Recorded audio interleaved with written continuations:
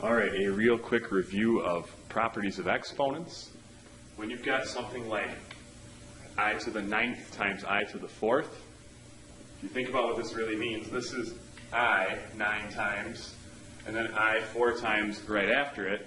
So if you lined all those up, you'd really have a series of 13 i's in a row. So here we can just add the powers up. The 9 and the 4 gives you 13. So we're really looking at I to the 13th.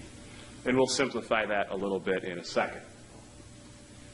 The other way around, if you are dividing powers, if you've got 9 i's on the top of your fraction and 4 i's on the bottom, you cancel what you can. In the end, you'll still have 5 more i's on the top than you do in the bottom. So you'd end up with I to the 5th here. Another way of looking at it, you can just subtract your exponents when you are dividing like bases. But now it's a matter of figuring out what I to the 13th really is. It's going to be one of these 4 things. And I to the 5th is going to simplify to one of these 4 things. The thing to remember is that if you have I to the 0, or like I to the 4th, or I to the 8th, or any multiple of 4, that answer is just going to be 1. Just like anything to the 0 power is 1. If you have I to the 1st, that's obviously I. Just like if you have 4 powers greater than that, or 4 powers greater than that, those will all give you I. I squared would be the same as I to the 6th, or I to the 10th. All those would give you a -1. I to the 3rd would be the same as I to the 7th, or I to the 11th. Keep adding 4.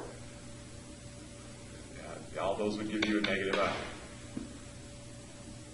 So we got to figure out where in this cycle we are for I to the 13th.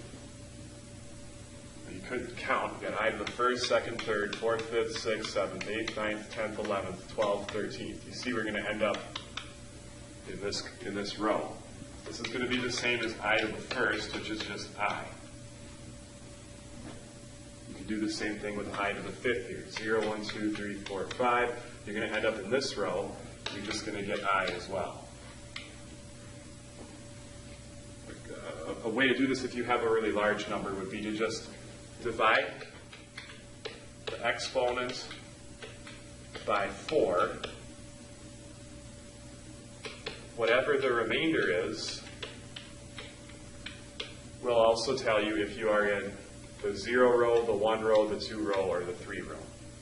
So if you had divided 13 by 4, that would give you 3 with a remainder of 1.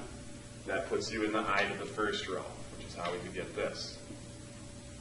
If you had 5, divide that by 4, you get 1 with a remainder of 1. That would also put you in the I to the 1st row, which is why your answer is I.